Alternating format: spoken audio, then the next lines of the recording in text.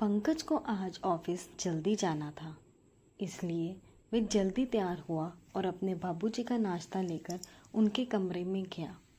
उसने देखा कि बाबूजी अभी तक सो रहे थे।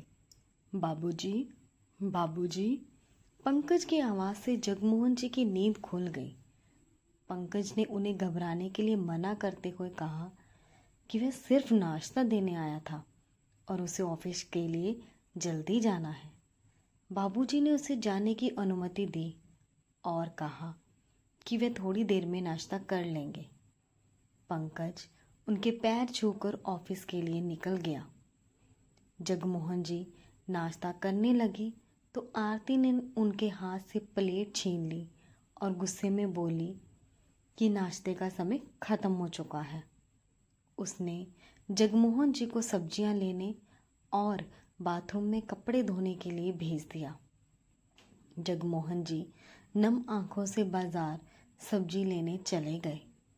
उन्होंने सब्जियां धोकर रसोई में रख दी और बाथरूम में कपड़े धोते धोते दोपहर के 3 बज गए।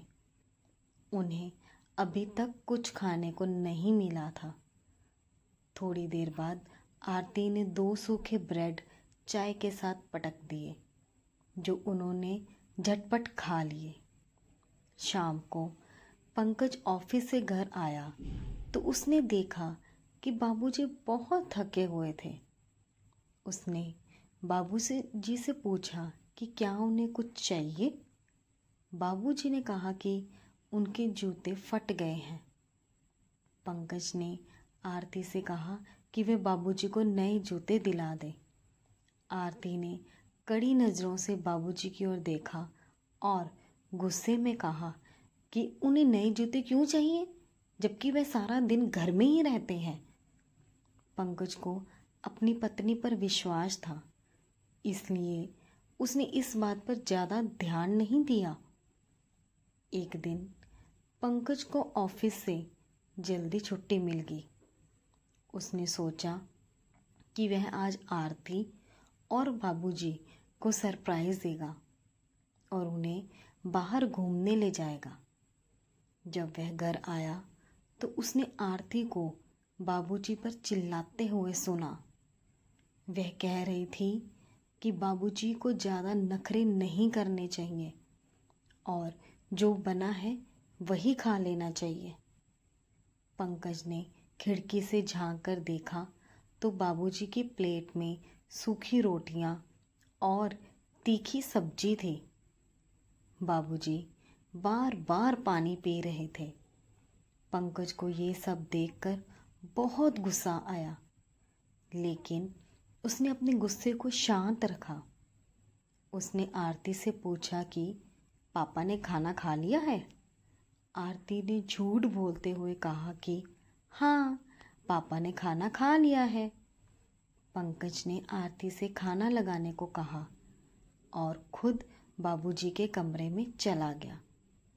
उसने बाबूजी से माफ़ी मांगी और कहा कि अब से वे दोनों एक साथ खाना खाएंगे।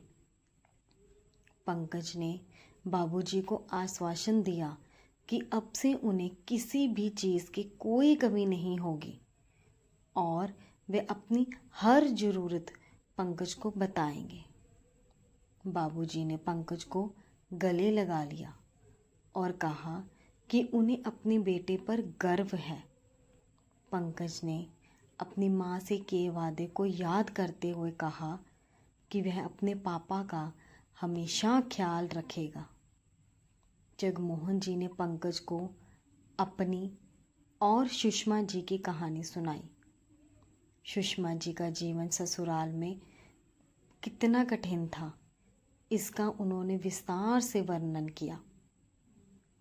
सुषमा जी ने अपने जीवन के कीमती साल ससुराल के कठोर नियमों में गुजार दिए। जब वे बीमार पड़ी तो भी उन्हें सही समय पर इलाज नहीं मिला और अंत कैंसर से उनकी मौत हो गई।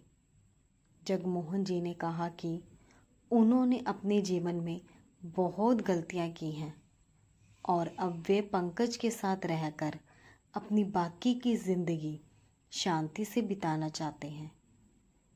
पंकज ने बाबूजी से वादा किया कि अब से वह उनके साथ अधिक समय बिताएगा और उनकी हर ज़रूरत का ख्याल रखेगा। उन्होंने आरती से भी कहा कि वह बाबूजी का ख्याल रखें।